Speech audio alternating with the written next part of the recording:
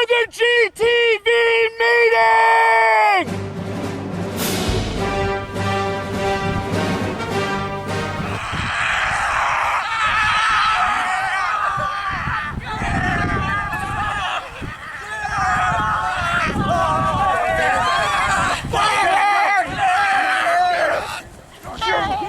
GTV, our meetings are that good. Well, first of all, I don't know who that guy is, but what a great commercial. And clearly, those meetings must be something else. I couldn't even tell you what happens. It's And what were those kids doing in the woods? GTV things. Okay. To say it as simple as possible. We were GTV business. GTV business. That's all you need to know. You Hey, got it. kid, what are you doing over there? GTV business, ma'am. Probably also looking for some recruits in the woods. Maybe they're hiding, a little bit scared for Freshmen, basically, freshmen.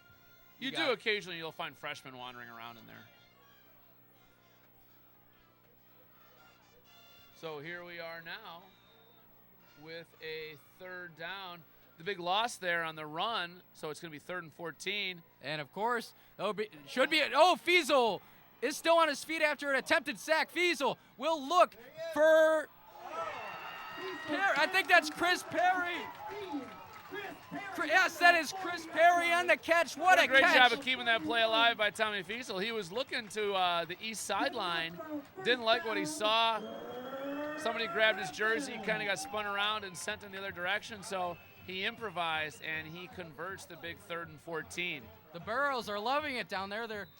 I think the ropes down there that are keeping them off the field are starting to come undone. They want to get on the field as soon as possible, but as the past, Chris Perry, who has really been a wide receiver, hasn't gotten in much action, really stepped up here with a beautiful catch from Tommy Fiesel. Fiesel will keep and will go up the middle for a gain of about 3.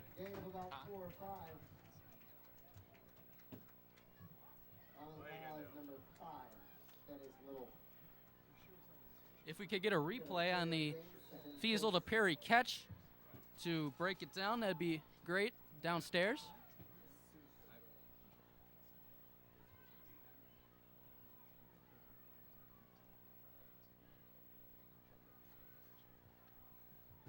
Get a nice shot of our ground cam from Fiesel.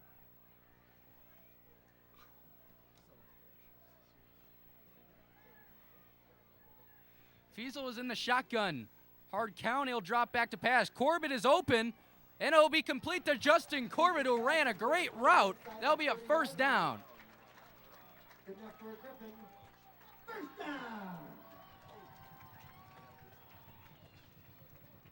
A nice catch by Justin Corbett will get the Griffins ball on the 30-yard line. And now with the string of successful passes, maybe they'll start to convert to more passes here. Well, yeah, I think as you have success, it shows you that you can use those parts of the playbook that maybe you weren't sure if Tom was ready for, because even though Tom is a senior, he's essentially a first-year starter.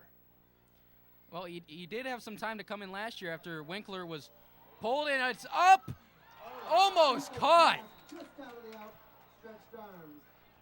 Almost caught by Mahalovic. Would have been a beautiful catch. I think he had that ball in his hands, but it was always going to be a big collision as it hit the ground. But that's exactly where that pass had to be, and I think right now Coach Palisard is probably seeing that Tommy is throwing the ball very well, so I would not be surprised to see a little bit more of an open offense here the last few quarters, and probably a more balanced offense. Yeah, I agree.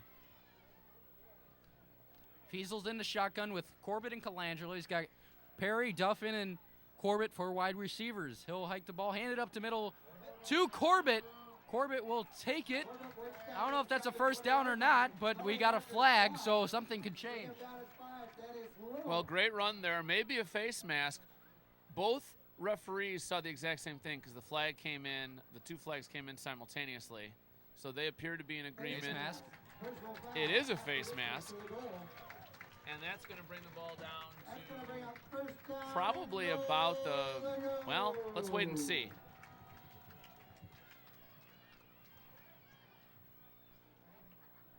Fiesel getting the play from Coach Palisard. Running back and forth every play. Here, delivered a play to his teammates. Ball on the 12. Make that the 8. Little revisionist math. Now maybe it really is replacement refs.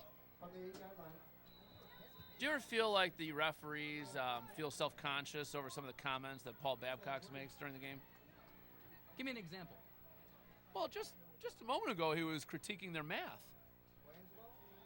Well, Colangelo is brought down in the backfield again, and coaches next to us are not happy with that. But as well, and that was an O-line coach that was expressing his displeasure with that play, because there's been a couple of times here this quarter where they've tried to get the ball to Colangelo, and he's just been met with the flurry of HF activity.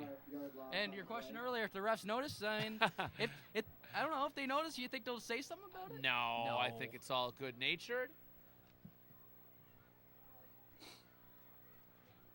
Over 9 minutes left in the second quarter. I know this isn't football, but I remember there was This isn't? No, well, the story I'm about to tell. Oh. But there was a minor league baseball game, and I remember an umpire, he got very mad at the public address announcer because after a close call at home, the PA announcer played the song Three Blind Mice and threw him out of the game. Yeah, they don't like that sort of thing. Yeah, no. A coach that I used to work with that shall remain nameless, he had a funny expression he used to say when he wasn't happy with the ball strike calls. He used to say, "Kick the dog," and the implication being that the umpire was blind and needed a seeing eye dog. Of course, I would not reveal who that was, but pretty funny, I thought. Keeping it anonymous. Fiesel will drop back. He's got pressure coming. He'll come around, stays on his feet. Fiesel is looking for, and here comes the D-line again. Fiesel will be brought down in the backfield. And that is going to push East out of field goal range. I understand Tommy was trying to keep that play alive because you have to understand that many of East's biggest plays have been plays that broke down that he kept alive because of his athleticism and was able to find somebody. So I'm sure that's what he thought they could do. The problem is you have to be aware of the situation when you do that. And at that point, it was third down. They were, for the most part, in field goal range, although it would have been a longer field goal. But now they need to kick. And it'll be interesting to see how East treats this kick after what we saw HF do. Well, they will punt it on time. A little bit more traditional route. Oh, Great effort, Jarrett though, to keep Leak it out of the end zone. Jarrett Leak is a standout defensive performer this year. Almost kept it out of the end zone. And that would have been great if it could have gone on to one, but nonetheless, a nice effort. And and I'm of the opinion that when you want a pooch kick like that, instead of kicking the ball up high, and you never know exactly how far you're going to kick it, kind of kick it on a line drive and try to angle it and just let it go out of bounds. It doesn't necessarily have to be at the 5-yard line, although that'd be great, but just get it in the 20 somewhere. Nonetheless, the HF offense will come back out. Johnson and Smith traditionally on shotgun. As here's the first play of the sequence is a complete pass to Sheehan, brought down as the ball comes out. Is it live? Doesn't look like it. They ruled it a complete pass to Sheehan, even though the ball came out. 4-yard gain, 2nd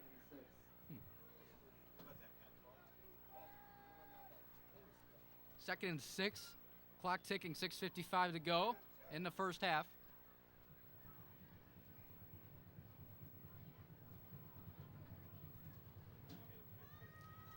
Again, we are socially active tonight. Send us emails, Facebook. I don't think they have a special name like Twitter tweets, right? No, Is I it don't, just but Facebooks? actually we have been inundated with tweets, and Jackson from Okina asked, Brendan, Yes. is that your real name? It's what my dad and mom named me. Why do you think Jackson is so skeptical? If he's trying to steal my identity, I'm going to LifeLock. I don't know. I might be a little It's not scared. a bad idea. Yeah.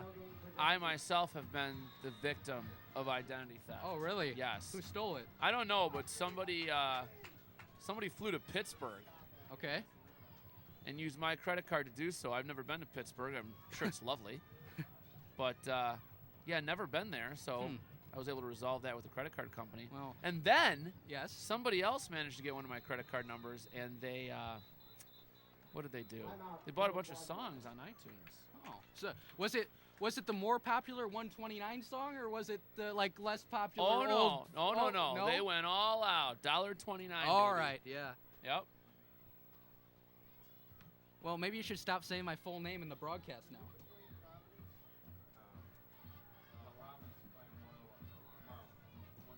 As well have a timeout on the sideline. Hi, I'm Brooke Braun here with Griffin Television, and I'm here with Ryan, Nick, Jason, JD, and Sam. These guys are part of our junior Griffins team. Boys, Jaden, what is the significance of this team? It's the feeder program to the Lincoln Way East Griffins. The feeder program to the Lincoln Way East Griffins. And Jason, how many days a week do you boys practice, and where? We practice 3 days a week at Lane Park. They practice 3 days a week at Lane Park. Well, that is a lot. And Jason, Nick, what do you like the most about the Probably the coaching staff and our division. It's a lot of fun, I'm These sure football it is. players who are just showing up. Well, these You're are with the Falcons, the 5 Girls, of the or the Junior fantastic boys Griffins. from the Junior Head down Griffins near the team. north. Again, my name is Rick Braun. And we're back. Brendan King alongside Dan Galligan. And we were gone. You only missed about one play, complete pass, which was pretty short. And now the Vikings will go out to punt. Receiving is Justin Corbett. Let's see if they do the same punt as earlier, where they just wait for a couple seconds. High snap. Punt is away. A line drive punt. And Corbett will let it go and let the Vikings pick it on the 44. Also in action tomorrow at the Champaign Centennial, girls swimming and diving. Girls volleyball at the Mother Macaulay Invite. That's tonight and tomorrow. Girls tennis varsity is off as sophomores at the Downers Grove South Invitational. And that'll do it for other sports action here at the Lincoln Way East. Earlier today, I got to talk to linebacker Kyle Langendorfer, and I asked him what's the biggest key to tonight's game, and he told me it's an all-around team effort. That's the biggest key, and clearly we can see it. We'll take an all-around team effort to win this one. Defense and offense has to be in sync. Well, after that opening drive, we were hopeful that maybe East was going to blow this thing open, but I think both teams have sort of shown us who they are, and they're settling into this game. And with about 5 minutes left, it's been a very hard-fought 7-7. Hard fought is an understatement. There have been some hard hits, and another one right there as the ball has slipped out of Fiesel's hands, and the Vikings say they have the ball. Griffins don't retaliate saying they have it, so the Vikings celebrating, and they have it. They're very excitable, aren't they? They really are. Maybe that pump-up speech they had on the softball field really got to them or something. Well, what happened there was Tommy was trying to split a defender, and it looked like actually he had, but to do so, he had to sort of, let the ball get too far away from his body, and obviously you saw what happened. So the turnover there is going to give HF a pretty good field position there on the Griffin 40, an opportunity to take this lead. Griffin's defense really needs to be solid here. There's no room for any encroachment or any mistakes. Really need to be solid, as Ronald Johnson has proved to be quite a foe for the Griffins.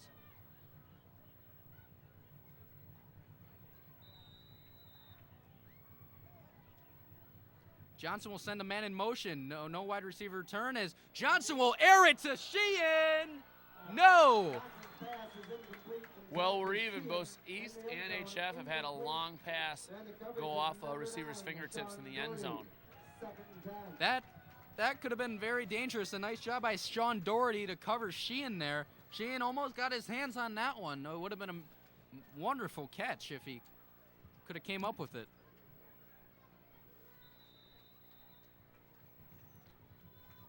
But to no avail, 2nd and 10, ball on the 40.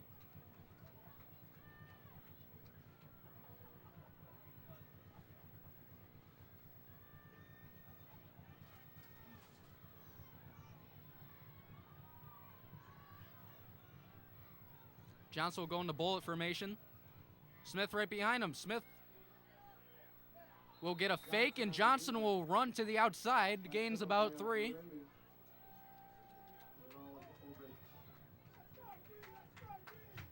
Third and 9 for the Vikings. Now on the sidelines, offense meeting with Coach Pale started to discuss the last drive and upcoming drives as well.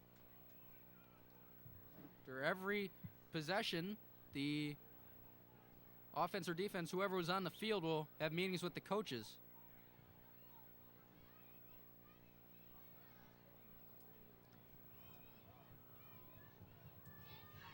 Griffins are ready, but Vikings taking a little longer than usual, letting the clock run. 3rd and 9, which I think letting our clock run could be a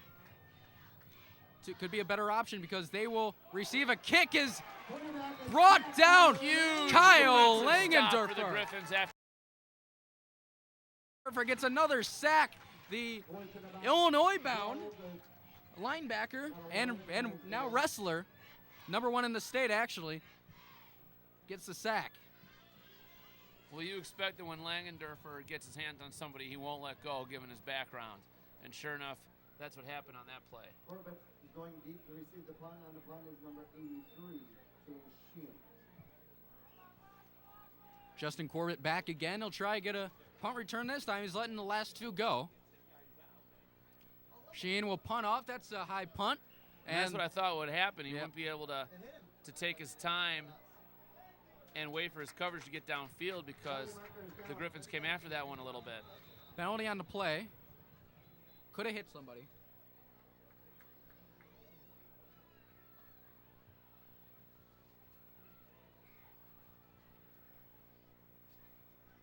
Get a good shot of our band piling up the stands in the band. They're getting ready for their halftime show. Now you get a shot of the sideline. Offense talking things over. See on the outside, Tom Plunkett, Kevin Duffin, Josh Mihalovich, Austin Winkler. And then Fiesel's on the inside with Coach Lokank.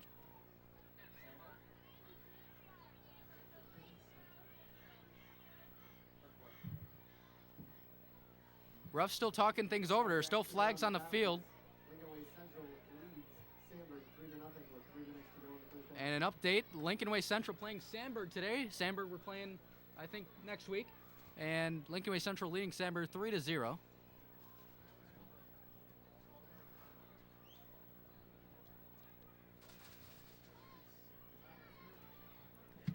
Ruff's taking a while to discuss this one over. Coach G makes his way over to his defense. Got to be pretty pleased with that last stop. And now we'll get some football back in as the clock has been stopped. 4th and 12. Actually, 1st and 10. They haven't updated the scoreboard yet, but 2:40 to go. 1st and 10 Griffins from the 30-yard line. Penalty was declined. Penalty was declined, and we'll get going again. Fiesel, Austin Winkler, Kevin Duffin, and Justin Corbett as his receivers. Nick Colangelo right by his side in the shotgun.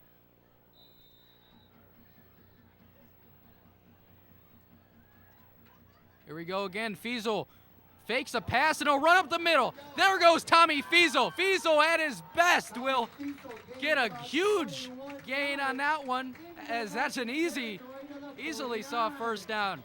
Well, it also changes the field position. I mean, instead of being backed up now, we're on the move. We're just into their side of the field. Get a nice shot of the crowd on your screen. Just a small part of all the East fans coming out tonight, as the blitz looks like it's coming, as faked by Fiesel again. And what a fake to Colangelo. Fiesel still on his feet. His knees did not hit the ground. There goes Tommy Fiesel. He gets a nice block. Tommy Fiesel. It'll be brought down right before the end zone. 40-plus yards for Fiesel. What a run. Breaking tackles, contorting, twisting, staying on his feet.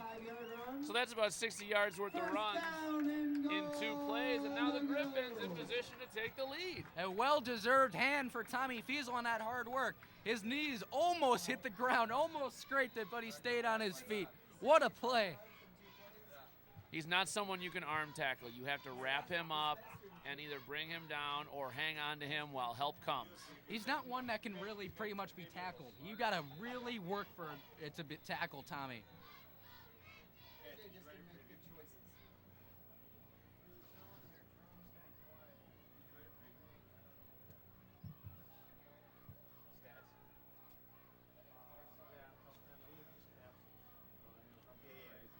Little pause here. As the refs, I think, need to discuss something. Well, that gives both teams a chance to catch their breath. I'd say right now, HF will benefit more than we will. Fiesel will send Duffin in motion. He'll turn around, hands it to Corbett. Corbett is in for the touchdown. Cowbells are ringing for Justin Corbett, who has made it a 6-point game. If Scarini could make this, it'll be a whole touchdown, separating with 2 minutes and 11 seconds to go in the first half. That one only took 3 plays, 2 of them huge runs by Tommy Fiesel, and 1 by our running back, Justin Corbett. Well, and that's just something you can't game plan against. You know, if you've got a guy that you literally can't bring down, it's tough to call defensive plays and formations and assignments. That's the type of player Tommy is. He just makes it very difficult to game plan against. Scarini is in, looking for the extra point. Kick is up, and good. You can see the Burros fighting for the ball as the super fans running down the track.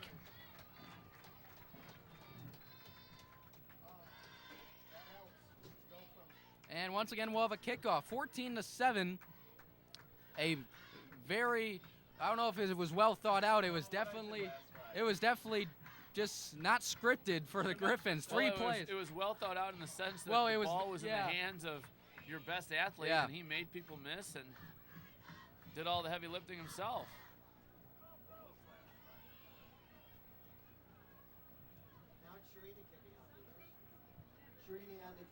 Scarini will kick off as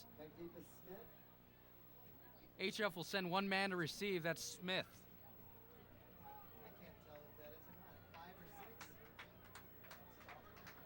Hey, everybody on your feet, it's kickoff time. Scarini will be kicking off, and Paul Babcock, our longtime PA announcer, will get everybody on their feet. The bells are ringing, and we'll have another kickoff. Here comes the kick from Scarini. A nice kick. Will go to the end zone. Nope, just short of the end zone. So Rowe, that's actually Jakari Rowe, will get a chance to receive that one. He's still on his feet.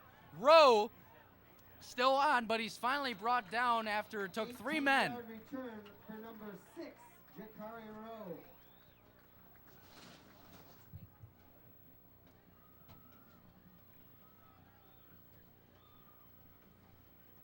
The only problem with that scoring drive is it was too fast.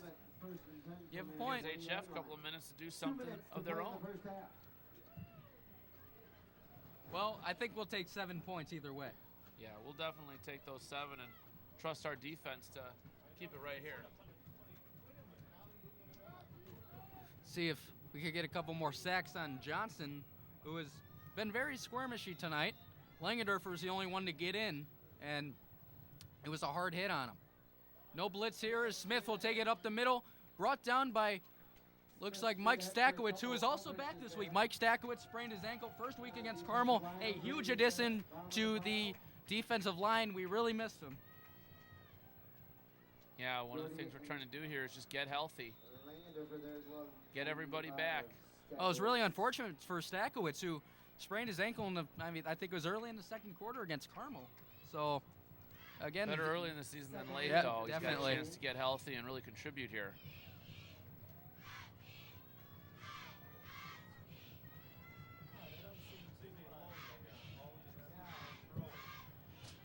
Johnson's in the shotgun with Smith. He'll hand it off to Smith, who goes to the outside looking for some room. He can't find it, but there is a flag on the field. It could be a couple extra yards for HF. Actually, it's a hold against HF, and they'll be brought back now, so decrease in yards. You get a good look on our ground cam at the Griffin defense.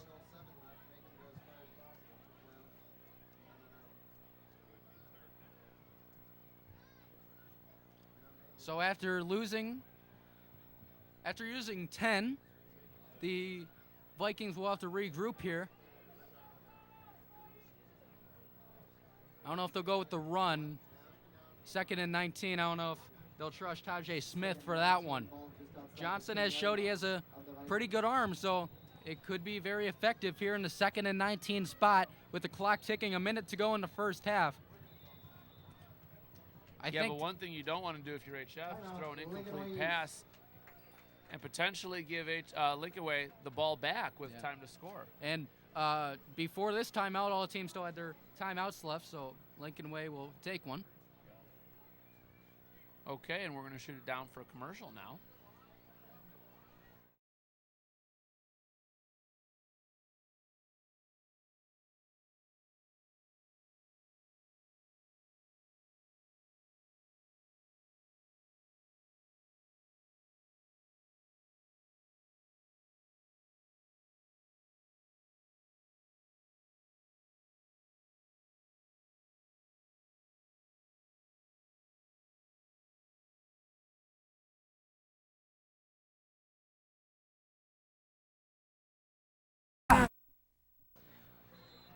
You know, Brendan, it is a very nice van.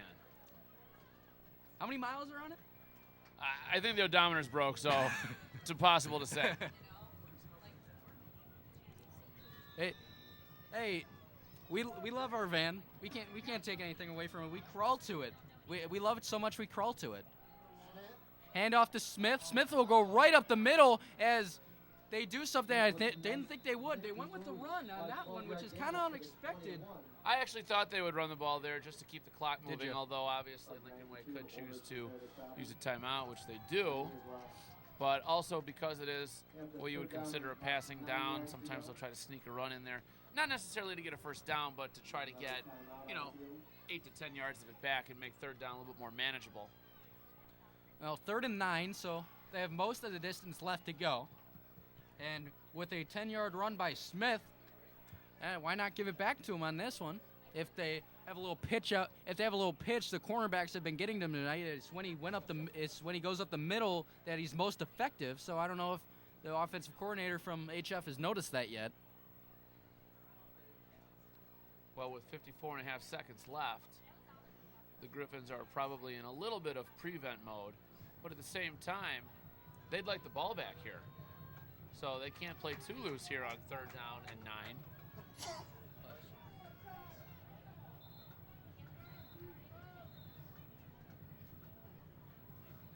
Here's Johnson going back. He's in the shotgun with Smith. He's got 3 wide receivers to his right and 1 to his left. If he runs, I'm thinking that he'll fake as Johnson won't go too far, but I was thinking there could be a couple flags, but there will be none as Stakowicz will get the tackle there. So with 47 seconds left, East goes back to receive the punt. Be interesting to see if they have the return or the punt block on. I would think they'd go after it right here.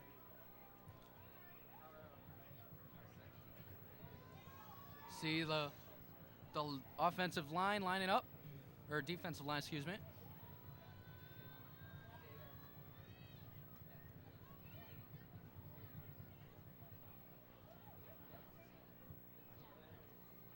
Refs pausing again, slowing down a little bit.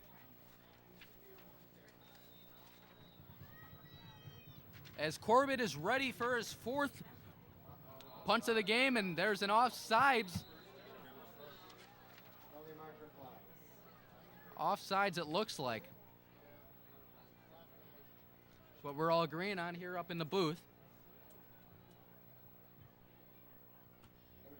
Encroachment, yep. That'll give the Vikings the first down. First down for HF, and that is something you do not want to do. 45 seconds left. They have a lot of options to play with now.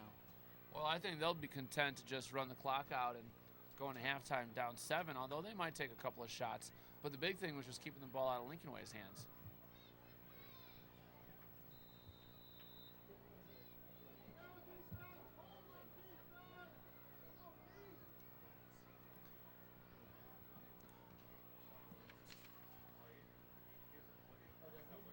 Two wide receivers to Johnson's right, covered by Sean Doherty and Sleeman, and two to his left, covered by El-Masri.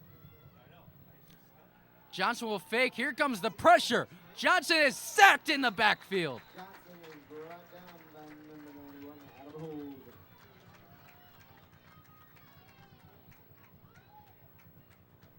Adam Hold got to there. As it's 27 seconds to go, clock is continuously ticking. 2nd and 12.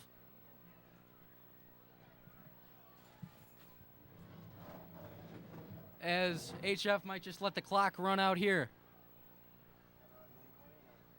Looks like they will, and they will go to the second half returning because Griffins returned the first time.